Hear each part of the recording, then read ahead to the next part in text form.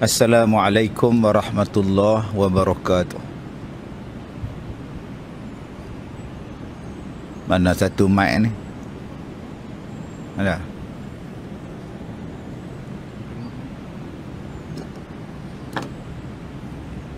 Bismillahirrahmanirrahim. Alhamdulillahi rabbil alamin. Wassalatu wassalamu ala rasulillah wa ala alihi wa ashabihi ajma'in. Alhamdulillah, muslimin dan muslimat mudah-mudahan dirahmati Allah. Allah berfirman di dalam surah Taha ayat 132, a'udzubillahi minasyaitonir rajim.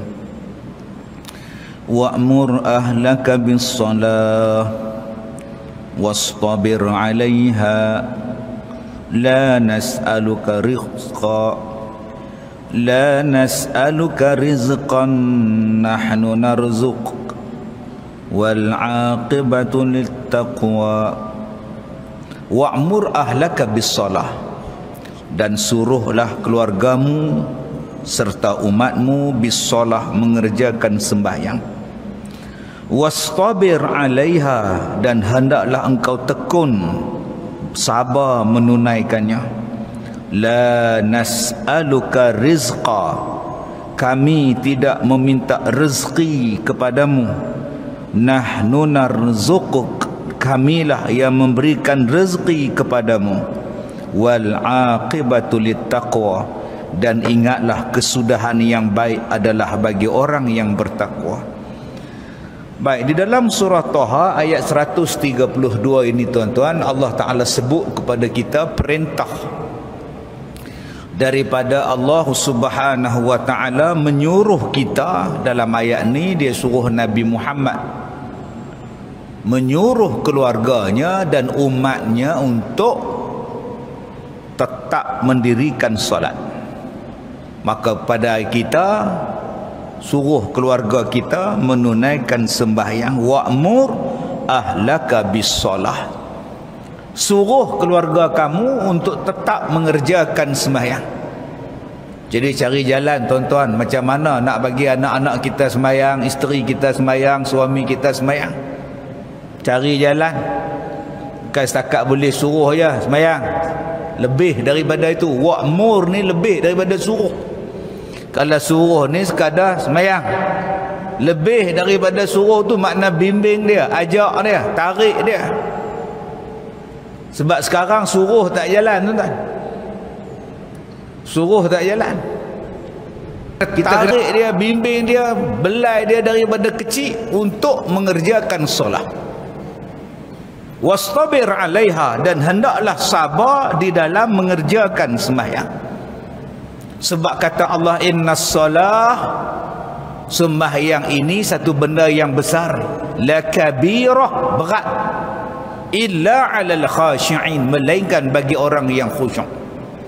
Orang yang khusyuk dia menunggu sembahyang. Orang yang tak khusyuk ni tuan-tuan, sayup-sayup sembahyang. Dekat-dekat nak habis baru nak sembahyang. Tengok TV dulu, tengok TikTok dulu, menyimbang dulu, tengok bola dulu, baru dia fikir sembahyang. Orang yang khusyuk ni sebelum masuk waktu dia standby dah. Dia dah siap dah diri dia nak pergi sembahyang. Sebab itu kata Allah, wastabir 'alaiha, jaga, tekun sembahyang ini.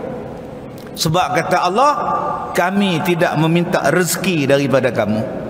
La nas'aluka rizqa, kami tidak minta rezeki daripada kamu. Bukan kamu yang bagi rezeki pada Allah. Nahnu, kami, narzuquka, kami yang memberikan rezeki kepada engkau. Tuan-tuan yang saya hormati, di dalam Al-Quran ni ada banyak perkataan yang kita kena baca, yang kita kena baca, yang kita kena belajar. Contohnya apa? Contohnya turun. Inna anzalnahu fi lailatul qadr. Inna nahnu nazzalna dzikra wa inna lahu lahafizun. Kami yang menurunkan Al-Quran kepada kamu, kami yang menurunkan Al-Quran kepada kamu. Allah Ta'ala sebut kami turunkan Al-Quran kepada kamu. Kami turunkan daripada yang tinggi turun ke bawah. Kalau sebut saja Al-Quran, kalau sebut saja kepada Nabi Muhammad, Allah gunakan perkataan kami turunkan. Tetapi kalau tuan-tuan buka dalam Al-Quran, kalau ayat itu berkenaan dengan orang Yahudi, Bani Israel, kami memberikan pada kamu kitab. Yang kami berikan kitab kepada mereka.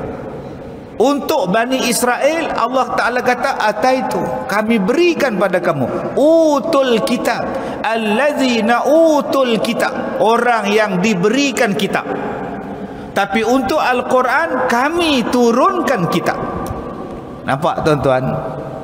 Allah membezakan perkataan. Sedangkan kitab pada mereka pun Allah yang turunkan. Taurat, Zabur, Injil ni. Al-Quran pun Allah yang turunkan. Kenapa untuk Nabi Muhammad, kenapa untuk umat Nabi Muhammad Allah gunakan perkataan kami turunkan? Kenapa untuk orang Yahudi, Bani Israel yang dapat kitab-kitab ni tuan-tuan, Injil, Zabur apa semua ni, Allah kata allazina utul kitab, yang kami berikan kitab. Jadi ini yang saya kata tadi, kita kena baca, kena belajar tentang ayat-ayat ataupun kaedah-kaedah sesuatu ayat Al-Quranul Karim. Baik, ulama-ulama menunjukkan, menerangkan kepada kita, ulama tafsir menerangkan kepada kita bahawa kenapa yang digunakan perkataan turun kepada Quran kepada kita umat Nabi Muhammad, menunjukkan kemuliaan Nabi Muhammad dan kemuliaan kita, istimewanya kita. Yang utu itu mereka dapat kitab, mereka engkar. Mereka dapat kitab, mereka rombak. Mereka dapat kitab, mereka tukar nama pula, buat kitab-kitab daripada pendeta. Maka Allah kata kami berikan pada kamu. Beza tu, sesuatu yang Allah tak berapa gemar dengan sesuatu yang Allah gemar. Sebab itu perkataan yang Allah suka, perbuatan yang Allah suka, maka Allah Ta'ala banyak menggunakan perkataan turun. Inna anzalna, kami turunkan Al-Quran, kami turunkan hujan, kami turunkan rahmat, kami turunkan ketenangan. Sesuatu perkataan yang baik Allah gunakan perkataan nazala, turun. Baik, dalam ayat ini Allah Ta'ala kata apa? La nas'aluka rizqa, nahnu narzuquka. Kami tidak minta rezeki daripada kamu, sebaliknya kami yang bagi rezeki pada kamu. Nahnu narzuquk. Maka ada orang tanya, Ustaz, Allah ni satu ke ramai? Sebab apa? Ni Allah sebut perkataan kami. Allah sebut perkataan kami. Kami yang bagi rezeki pada engkau. Kenapa Allah Ta'ala tak kata aku yang bagi rezeki pada engkau? Kenapa Allah kata kami? Kami bukan menunjukkan ramai. Kami dalam bahasa ni bukan menunjukkan Allah tu banyak, bukan menunjukkan Allah tu berbilang-bilang. Kami tu menunjukkan Allah Maha Kuat, Allah Maha Kaya, Allah Maha Besar, Allah Maha Hebat. Maka dia gunakan perkataan kami, bukan menunjukkan bahawa Allah tu banyak. Nak tunjuk bahawa Allah tu kaya, maka dia menggunakan perkataan kami. Allah Maha Kaya, Allah gunakan perkataan kami. Maka tuan-tuan jangan takut. Jangan takut pula lagi kalau air hujan tak ada, lagu mana kita ni. Sat lagi kalau beras tak ada, nak makan apa kita ni. Sat lagi kalau anak kita ramai, apa kita nak makan. Sat lagi rakyat banyak sangat, nak makan macam mana ni. Tuhan bukan miskin, Tuhan Maha Kaya. Allah Ta'ala sebut berkali-kali bahawa di bumi ni, ma'isyah bumi ni adalah tempat hidup. Jangan takut tuan-tuan, bumi ni tempat hidup, akan ada rezeki untuk kita, akan ada kecukupan udara untuk kita, air untuk kita akan ada. Maka tuan-tuan jangan kata bahawa Allah tu miskin, tak mampu nak bagi semua. Sebab itu Allah Ta'ala gunakan perkataan nahnu, kami yang bagi rezeki pada engkau. Maka kata Allah, wal aqibatu littaqwa, dan balasan yang baik kepada orang yang bertakwa. Maka kalau tuan-tuan tanya pada saya, apakah ayat, apakah petua untuk murah rezeki? Jawapan dia ialah, suruh keluarga kita sembahyang dan sabarlah di dalam mengerjakan sembahyang. Itulah rezeki, itulah punca kemurahan rezeki daripada Allah Subhanahu wa taala. Kalau hidup kita sempit, hidup kita susah, gaji tak cukup, pendapatan pak siapa tak naik-naik, pak siapa yang aku susah sangat ni, jawapan dia, cuba tengok pada sembahyang. Saya sembahyang ustaz, anak tak tahu. Saya dengan isteri saya sembahyang ustaz, anak tak tahu. Yang tak tahu itulah yang kena perbetulkan. Wa'mur ahlaka bis-salah. Jadi tuan-tuan, kalau kita nak supaya kita ni dikurniakan oleh Allah rezeki, ketenangan, kebaikan, maka benda yang perlu kita jaga, wajib kita jaga ialah perintahkan ahli keluarga kita sembahyang. 2, sabar di dalam mengerjakan sembahyang. Saya kata dah pada tuan-tuan, suruh ni bukan sakat kata, hey man sembahyang, bukan. Pergi ketuk bilik dia, tengok sembahyang tak lagi. Subuh-subuh kejut dia, terajang pintu tu. Di rumah saya ni tuan-tuan, hak letak di masjid ni, jadual waktu solat di masjid ni, saya letak depan pintu anak saya. Set pula 10 minit sebelum masuk waktu, zikir, tasbih, baca Quran, pasang kuat-kuat supaya budak-budak ni bangun. Sebab saya sibuk, kadang tak ada di rumah, siapa nak kejut dia pun sembahyang. Set dulu saya pasang speaker dalam bilik tidur depa tu, bila nak sembahyang je saya tekan Quran setengah jam sebelum sembahyang, sebelum azan tekan Quran, pasang supaya dalam bilik tu ada speaker atas kepala lah. Depa lagi cerdik pada saya, depa off pula volume dia, pakat tak dengar pula. Saya letak satu tentang supaya depa sembahyang. Cari jalan, hang nikah ke, hang tak menikah ke, aku tanya sembahyang ke belum, dah sembahyang ke buat. Macam Sayyidina Umar Al-Khattab, dia sakit kena tikam. Bila orang ziarah dia, soalan yang pertama dia tanya pada orang yang main ziarah dia, awak dah sembahyang belum?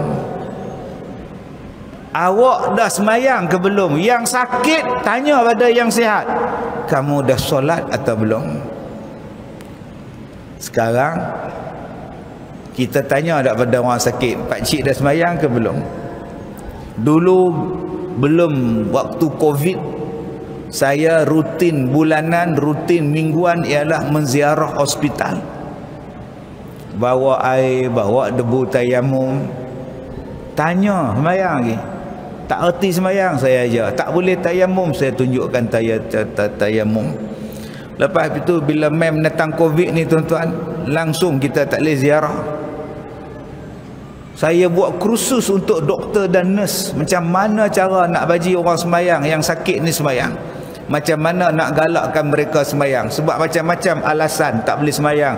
Sebab tutup dengan plaster lah, sebab masuk drip lah, sebab tangan simen lah, bagi alasan tak boleh sembahyang. Allah sebut dalam ayat ni, wastabir alaiha, sabarlah di dalam mengerjakan sembahyang. Kalaulah sehat pun tak sembahyang, agak-agak sakit, lagi kuat alasan tak sembahyang. Allah Ta'ala kata sabar, pergi sembahyang. Berapa ramai yang sangkut dalam kesesakan lalu lintas tak sembahyang. Yang banyak duk komplain dekat Facebook, dalam TikTok apa semua ni, saya nak berak punya susah lah, jam 4 jam, dia kira berak. Saya nak kencing dia tak fikir nak sembahyang. Apa-apa sembahyang dulu tuan-tuan supaya dapat keberkatan.